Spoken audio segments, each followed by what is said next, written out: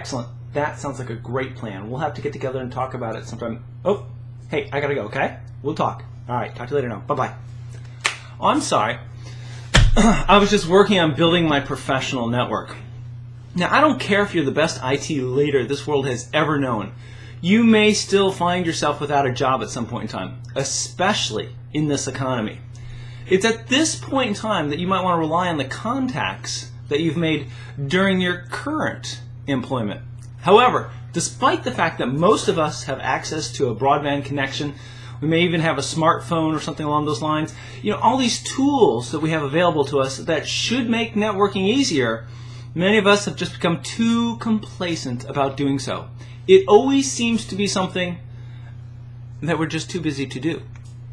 Yeah, we all know that we should have been networking like crazy all along, but the sad truth is too often we neglect this career responsibility until it's too late, and all of a sudden we find ourselves out on the street. What's an IT leader to do then? I'm sure that even the worst networkers among you have had a stack of other people's business cards out there someplace. The sad truth is that every day our networks get just a little bit more out of date. If you were to go through your current list of contacts, how many of those do you think would have moved on to new jobs, new phone numbers, and probably even new email addresses? Probably way too many. The reality of a modern IT leader's life is that you always have to be ready to move on. You may not see the end of your current job coming. However, when it comes, you need to make sure that it really is no surprise to you. The new career rule for IT managers is that you always have to be ready to move at a moment's notice. So, how do you jumpstart a professional network that you've allowed to grow old? The first step is to find the people who were in your network. Now, there's a number of different ways to go about doing this. First off, go ahead and email them using the email address that you currently have.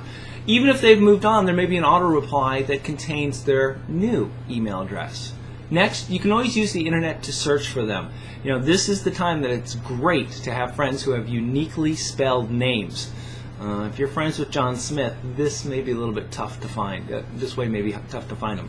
Another way to do it is to ask coworkers, people that you've worked with in the past who've done a much better job of staying in touch with everybody that you should have stayed in touch with.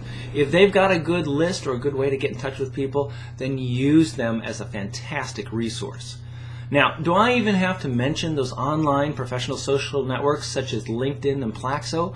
Hopefully not. Hopefully you are already using them, because these days it seems like everyone is out there using these. And one of the nice benefits is that once you connect to them, you'll be able to reach the people who are in your network, even if they switch jobs, because you'll always have the ability to reach out to them through this particular social network.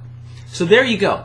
You've got a lot of different ways to build your professional social network. The only thing that's lacking is you. You need to take the time to do this now. It's very important that you get your professional social network built before you need it, because the day will come that you're going to need it. And if it's there for you, you'll be in luck. So, good luck. You might be asking yourself, where do I go from here?